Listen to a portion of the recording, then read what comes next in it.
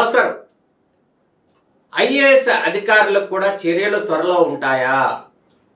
ఇప్పటికే ఐపీఎస్ అధికారులకు క్రమశిక్షణ చర్యల్లో భాగంగా 16 మంది ఐపీఎస్ అధికారులకు వారందరికీ కూడా పోస్టింగ్లు ఇవ్వని పరిణామ క్రమంలో వారందరూ కూడా డీజీపీ ఆఫీస్కు వచ్చి సంతకాలు చేసి వెళ్ళాలి అంటూ కూడా హోంవర్క్ ఇచ్చిన పరిస్థితి కనపడుతుంది రాష్ట్ర డీజీపీ. ఈ నేపథ్యంలోనే ఆంధ్రప్రదేశ్కి సంబంధించినటువంటి ఒక 10 మంది ఐఏఎస్ అధికారులందరూ కూడా వారందరికీ పోస్టింగ్లు ఇవ్వలేదు. జిఏడిలో రిపోర్ట్ చేశారు. గడిచిన నెలన్నర నుంచి కూడా వారికి ఎవరికి ఉద్యోగాలు లేవు. ఈ నేపథ్యంలో వారందరూ కూడా రాష్ట్రంలో కొంతమంది, హైదరాబాద్లో కొంతమంది, వేరే రాష్ట్రంలో కొంతమంది, వీరందరూ కూడా స్వేద తీరుతున్న పరిస్థితి కనపడుతుంది. అంటే ఇప్పటికే ఐఏఎస్ అధికారులందరూ కూడా గత ప్రభుత్వంలో కొంతమంది నేతలతో, అంటే ఎవరైతే ఆరోపణలు ఎదుర్కొంటున్నారో దాదాపు 10 మంది ఐఏఎస్ అధికారులు ఎవరైతే ఉన్నారో వారందరూ కూడా గత వైసీపీ ప్రభుత్వ పెద్దలతో కానీ వైసీపీ నేతలతో కూడా టచ్లో ఉన్నారు అంటూ కూడా ఆరోపణలు వస్తున్న పరిస్థితి కనపడుతుంది. ఇప్పటికే నిన్న మొన్న కనుక జరిగిన పరిణామాలు గమనించినట్టయితే 16 మంది ఐపీఎస్ అధికారులు ఎవరైతే ఉన్నారో వారందరూ ఆరోపణలు ఎదుర్కొంటున్నారు. వారు గతంలో జరిగినటువంటి కేసులకి సంబంధించి వారు ప్రత్యక్షంగా కానీ పరోక్షంగా కానీ కొంతవరకు ప్రలోభ పెడుతున్నారు. కొంతవరకు దీన్ని ఆ కేసుల్ని దానికి సంబంధించినటువంటి ఆ దర్యాప్తు ముమ్మరానికి సంబంధించి కొంత డెప్త్లో పనిచేస్తున్నారు, దాన్ని కొంత తగ్గించే ప్రయత్నం చేస్తున్నారు అంటూ కూడా ఆరోపణలు వచ్చిన నేపథ్యంలో 16 మంది ఐపీఎస్ అధికారులందరూ కూడా డీజీపీ ఆఫీస్కు ప్రతిరోజు ఉదయం వచ్చి మళ్ళీ సాయంత్రం కూడా సంతకం చేసి వెళ్ళాలి అంటూ కూడా ఒక ఉత్తర్వులు కూడా జారీ చేసిన పరిస్థితి కనపడింది. ఇది ఒక పక్కన ఉంటే ఆంధ్రప్రదేశ్కి సంబంధించినటువంటి 10 మంది ఐఏఎస్ అధికారులు ఎవరైతే ఉన్నారో వారందరూ కూడా జిఏడిలో రిపోర్ట్ చేశారు. వీళ్ళందరూ కూడా గత వైసీపీ ప్రభుత్వానికి వైసీపీలో ఉన్న కొంతమంది పెద్దలకు కూడా అంటకాగారు అంటూ కూడా ఆరోపణలు వచ్చిన నేపథ్యంలో వీరి మీద కూడా ఎటువంటి చర్యలు ఉండబోతాయా అంటూ కూడా చర్చ ఆసక్తిగా వచ్చిన పరిస్థితి కనపడుతుంది. ఇప్పటికే కొంతమంది ఐపీఎస్ అధికారులందరూ కూడా ఈ ఐఏఎస్ అధికారుల వ్యవహార శైలిని వారు తప్పుపడుతున్న పరిస్థితి కనపడుతుంది. ఒకవేళ ఒక ఆంధ్రప్రదేశ్ రాష్ట్రానికి సంబంధించి ఒక ఐపీఎస్ ఒక ఐఏఎస్ అధికారి ఇద్దరు కూడా కీలకమైనటువంటి పాత్రల్లో ఉన్నటువంటి వ్యక్తులు, వీరిద్దరిలో కూడా ఇప్పటికే ఐపీఎస్ అధికారుల మీద చర్యలు ప్రారంభం అవుతున్న పరిస్థితి కనపడుతుంది. ఈ నేపథ్యంలో ఐఏఎస్ అధికారులు కూడా ఇటువంటి యాక్షన్ ఉంటుందా అంటూ కూడా కొంతమంది ఐఏఎస్ అధికారుల్లో టెన్షన్ మొదలైన పరిస్థితి కనపడుతుంది.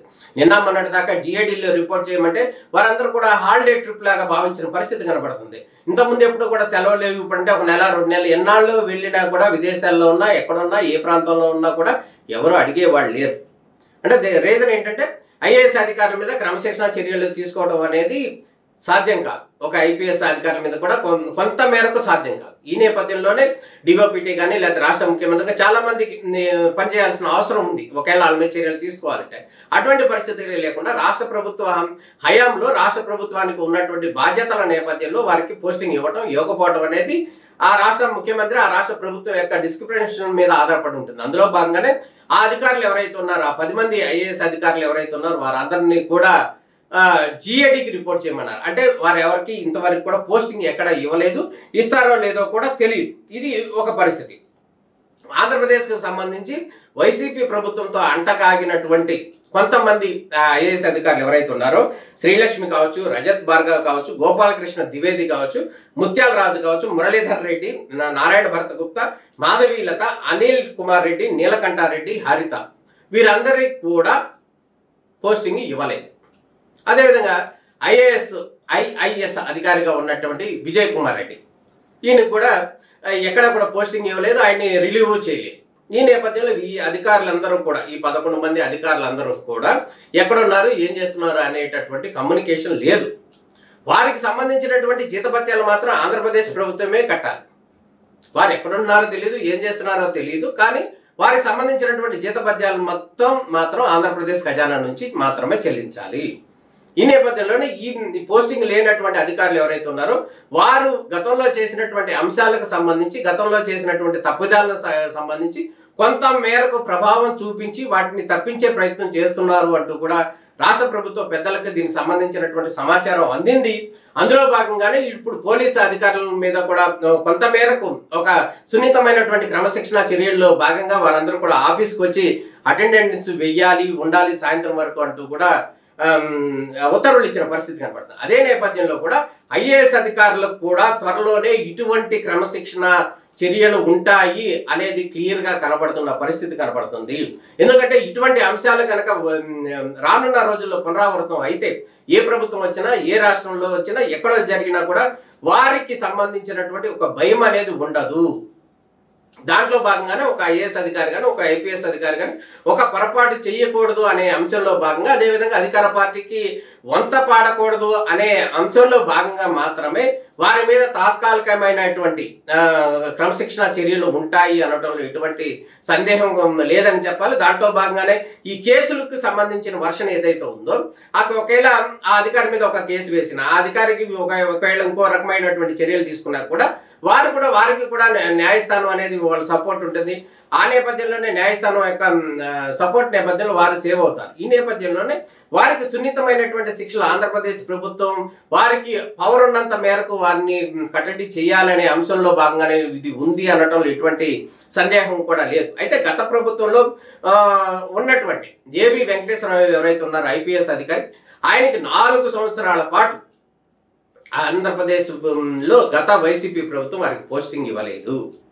లాస్ట్లో మాత్రం ఒక్క రోజులు మాత్రం పోస్టింగ్ తీసుకుని ఆ రోజే రిటైర్ అయిపోయారు. అదేవిధంగా సతీష్ చంద్ర కావచ్చు. సతీష్ చంద్ర గతంలో టీడీపీ హయాంలో సీఎంఓలో చేసినటువంటి సతీష్ చంద్రకు మాత్రం పోస్టింగ్ ఇచ్చారు, కానీ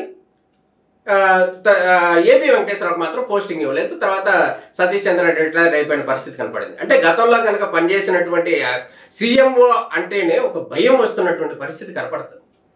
ఏ ప్రభుత్వం వచ్చినా కూడా సీఎంఓలో చెయ్యాలి అంటే కూడా ఒక టెన్షన్ అయితే ఐఏఎస్ అధికారుల్లో కూడా కనబడుతున్న పరిస్థితి కనబడుతుంది. దాంట్లో ఎటువంటి సందేహం లేదు.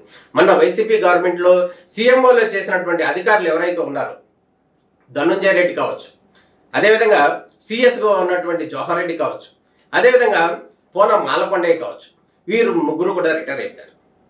ఇక రేవు ముత్యాలరాజు ఎవరైతే ఉన్నారో ఆయన ఒక్కడు మాత్రమే ఉన్నారు. ఆయన ఆల్ ఇండియా సర్వీస్లో నెంబర్ 1 పోస్టు సాధించినటువంటి రేవు ముత్యాలరాజుకు గతంలో వైసీపీకి అంటకాగారు అన్న నేపథ్యంలో కావచ్చు, అనే ఆరోపణల నేపథ్యంలో ఆయనకి పోస్టింగ్ ఇవ్వలేదు. అంటే ఇక్కడ ఐఏఎస్ కానీ ఐపీఎస్ అధికారుల నేపథ్యంలో రాష్ట్ర ప్రభుత్వాన్ని ఎవరైతే అధికారులు ఉన్నారో వాళ్ళకి అంట కాగకూడదు అనేటటువంటి సందేశాన్ని వారు ఇస్తున్నటువంటి పరిస్థితి అయితే కనపడుతుంది. ఈ నేపథ్యంలోనే ఓ పక్కన ఐపీఎస్ అధికారులకి క్రమశిక్షణ చర్యలు కొనసాగుతున్నాయి. ఈ నేపథ్యంలోనే ఐఏఎస్ అధికారులు కూడా అటువంటి క్రమశిక్షణ చర్యలే ఉంటాయి. సిఎస్ ఆ విధంగా దీనికి సంబంధించినటువంటి చర్యలు తీసుకుంటారు అనేది అయితే మనకు అందుతున్నటువంటి సమాచారం. ఈ నేపథ్యంలో ఐఏఎస్ అధికారుల యొక్క యూనియన్ చాలా స్ట్రాంగ్గా ఉంది. అదేవిధంగా ఐపీఎస్ అధికారులకి కంటే కూడా ఐఏఎస్ అధికారుల యొక్క యూనిటీ బాగుంది అనే ఒక అంశం ఏదైతే ఉందో, ఈ నేపథ్యంలోనే ఇటు ఐఏఎస్ అధికారుల యొక్క పంతం నెగ్గుతుందా, లేకపోతే ఐపీఎస్ అధికారుల మాదిరిగానే ఐఏఎస్ అధికారుల మీద కూడా చర్యలు ఉంటాయా అనేది అయితే మనం వేచి చూడాల్సిన పరిస్థితి. మొత్తానికి ఈ రాష్ట్రంలో ఉన్నటువంటి ఐఏఎస్ ఐపీఎస్ అధికారులు గతంలో చక్రం తిప్పారు.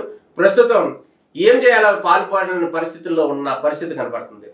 ఇది రాష్ట్రంలో ఉన్నటువంటి ఐఏఎస్ ఐపీఎస్ అధికారుల యొక్క పరిస్థితి. నమస్కారం.